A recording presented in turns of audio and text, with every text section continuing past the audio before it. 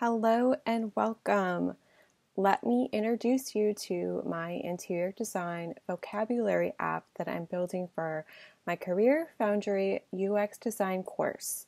This is section 1.7, Presenting Your Work.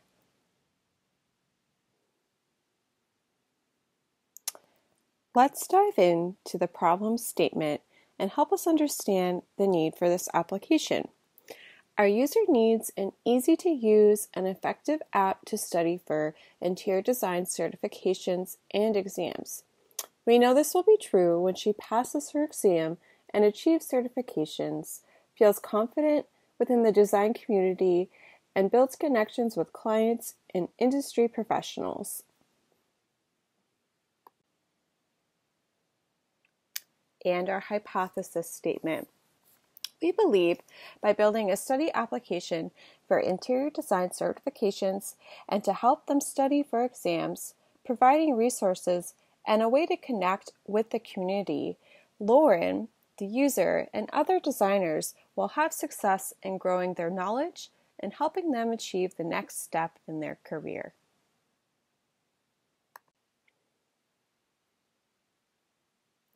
Here's my competitive analysis for some applications that utilize the study set, flashcard, and test prep tools that will be present in the interior design vocabulary app.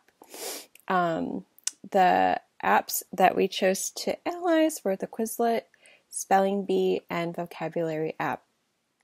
Our main takeaways from the Quizlet app is that it's a great tool that utilizes gamification elements from common games that consist of point scoring, competitive components, and a sense of fun motivation to make something hard, spelling, into a fun interaction.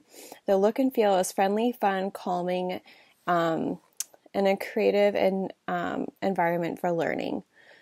I would say a quality app. Although rather expensive, maybe they should explore pricing options to avoid sticker shock from the user. And then the Spelling Bee app, and our main takeaways was that the design is very simple, not many bells or whistles. It's streamlined for connecting with study sets and classes. This could be an advantage. Students are not distracted. The map onboarding process is great and simple, well thought out, and time-saving. The main interface is a little bit confusing. Wish there was a bit more personalized main interface featuring classes and widgets to skip the user having to make multiple clicks.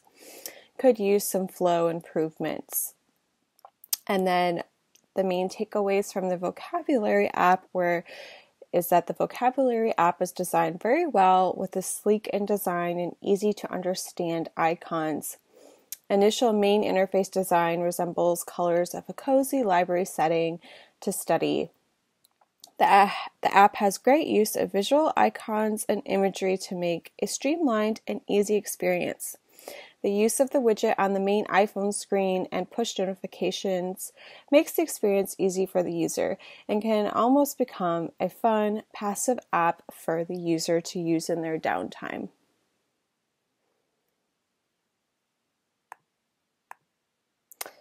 Now moving on to our user research for the interior design vocabulary app. This research included 3 participants and 5 questions.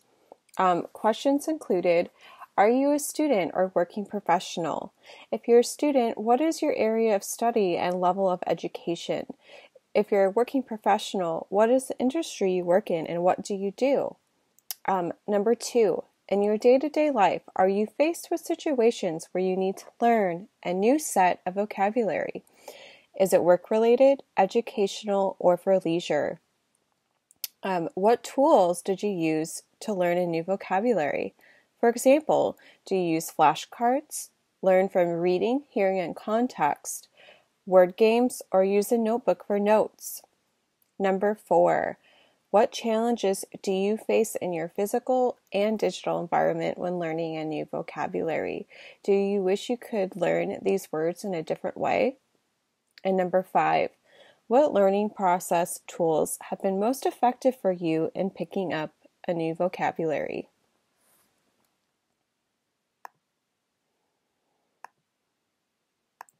Now, after completing our user research, our interview notes included, and our main takeaways include, which focus on the doing, feeling, and thinking from the users. And in the doing, our main takeaways are, I study with flashcards, quizzes, and notebooks and notes. I learn by mixing pictures and words on flashcards, which is helpful along with spaced repetition. My most effective learning process includes flashcards, memory association, and notes. For feeling, I wish I could create digital visual flashcards to help with active recall. I feel if you get a word wrong, it should keep asking you them, or shuffle the words that you got wrong and make you go through them again. I feel like the most effective learning process includes flashcards, memory association, and notes. And thinking, I feel it would be cool to have a better system or synonym matcher. I think ads that pop up when using Quizlet or the lack of functionality within the apps are annoying. Repetition, and I think discipline. There are more digital tools than ever to help with this process.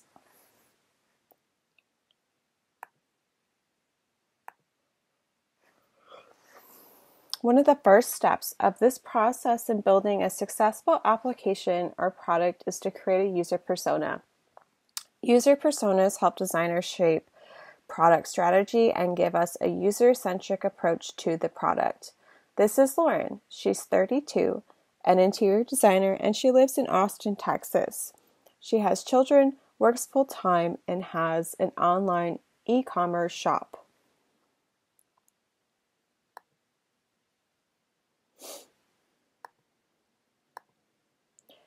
Our main takeaways in understanding Laura's persona is to develop her behaviors, needs, and goals.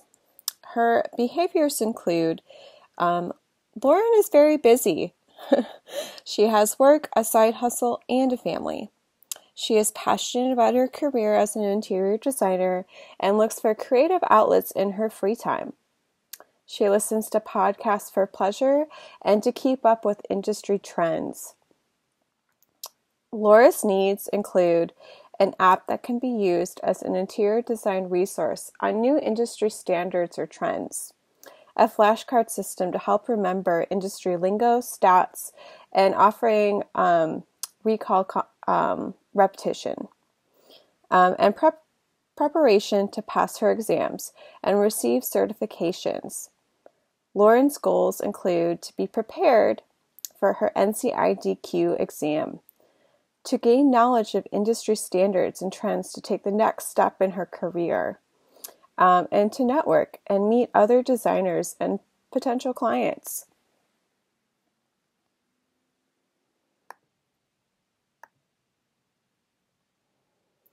Now, to build an application to help Lauren do this, we need to enter in the user flow of the process in UX design. As you can see, this is the onboarding process. It's a pretty standard onboarding process, but nonetheless a very, very important part of the process. It's definitely something that you don't want to switch up too much.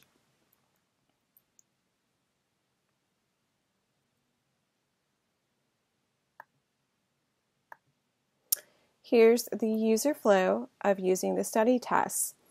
The total process takes you through the login, the dashboard, the NCIDQ test pages, the test, and the option to retake the test or review incorrect answers, and ultimately looping back to the dashboard.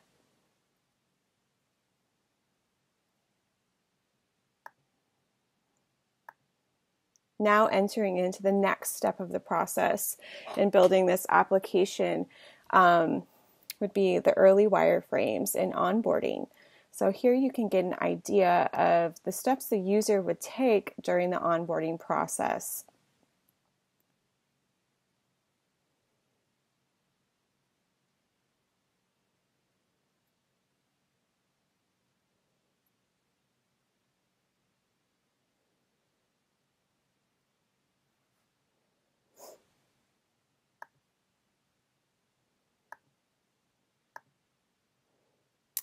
here is the early wireframe process of using the study tests and reviewing test questions. It definitely has a little bit more meat.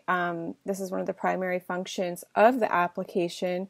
So here you can get a good idea of what the user would experience while performing these tasks.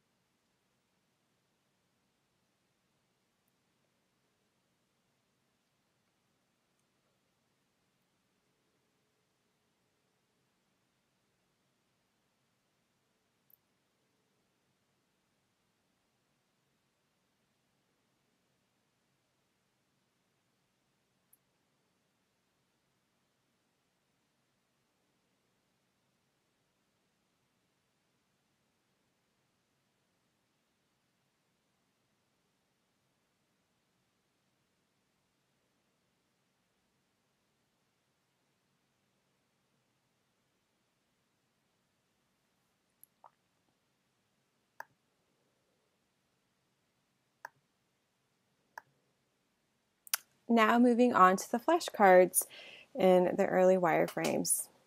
More of a simple process, but still very important in the study process. It's going to be a key component in the interior designer's learning terminology to prepare for their test. And now you can get an idea of what that process will be like for them.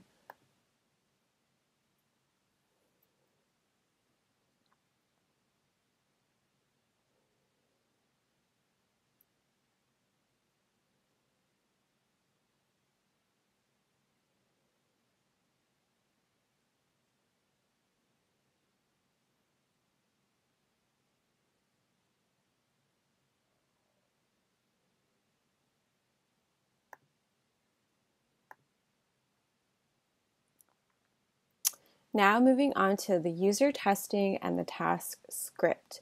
This is where we really dive in and we figure out how to improve our application and how the users are going to interact with our application.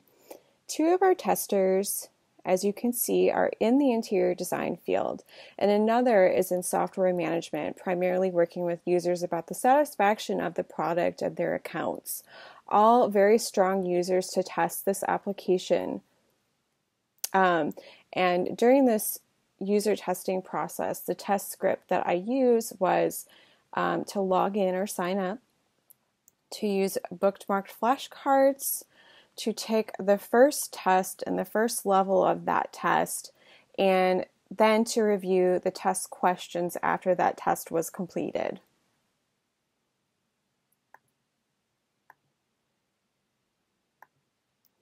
And here's our user test report. Luckily, we did not have any level 4 issues. There were some major issues found in the login sign up process and the use bookmarked flashcards process, while a lot of revisions were more cosmetic.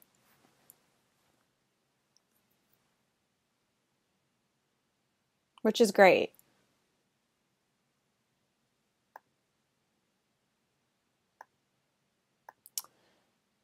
Now diving into our revisions, I've included most of the ones that had more severity. I left out a lot of the cosmetic ones, and a lot of those changes were made, but let's dive into the bigger changes. So here's the login and sign up. And one of the users, which I'm really surprised they caught this, because I think they do have an eye for UX design, but during the login process, they didn't sign up, they chose to log in as if they had already been a user, and they had noticed that there was no forget password or username section, which is actually something users use quite a bit. People forget their passwords, and especially in this circumstance, this app allows users to take multiple certifications, and while they may have completed one certification and now they come back a few months later or even a year later to take another certification, there's a good chance they could forget their password or username. So that was a really good catch.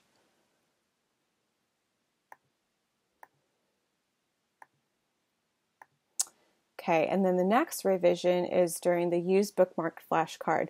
So initially, when the users had entered the application and they had gotten to the dashboard, the box with the A in it, it wasn't initially clear that that was a flashcard. So I had discussed with one of the users what they thought, what would make that look more like a flashcard? Like how could we change that so it could be recognized? And they had mentioned maybe having multiple cards, kind of like a stack of like playing cards, just to signal that there was more than one. So we took the flat icon with the A and we just kind of made it a little bit more dynamic and added a couple more cards.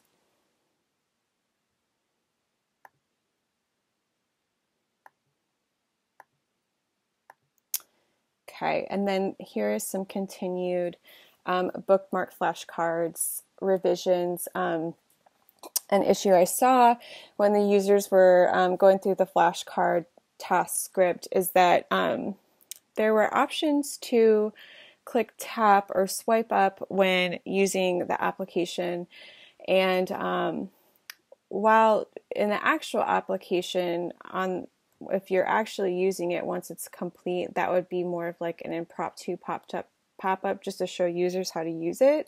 But in terms of using the wireframes that we completed, the active area to press that area needed to be active because the users felt the need to tap the tap button or to press the swipe up button.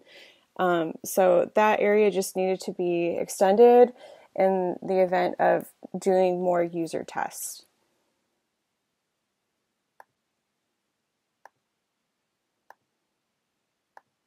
And then user testing for the IDFX level 1 test. This is the first level of the test and the first portion of the test.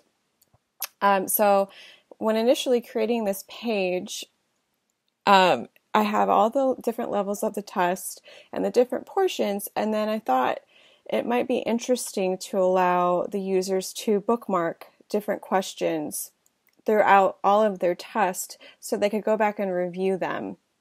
Kind of similar to the flashcard function. When the users did get to this page, they had noticed that it was really busy. Their eye didn't know where to go. There's just a lot of information to process. So they had mentioned maybe, making the filtered questions a little less visible, something that they'll eventually interact with, but not presenting them with so much information. So I switched that to an accordion drop-down that the users can interact with, but what they'll initially see are the different test levels and sections before they even see the filtered questions, because that would be a secondary thing that they're going to do in the app once they start completing some of the questions and some of the tests. So it was a very good revision.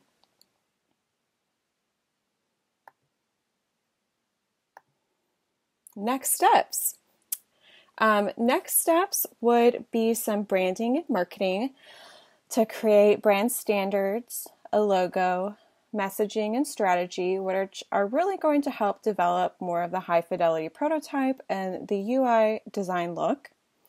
And then, of course, after that high fidelity prototype is completed and the application can have more messaging or more of a look or more of a strategy, we can do continued usability testing just to strengthen the application.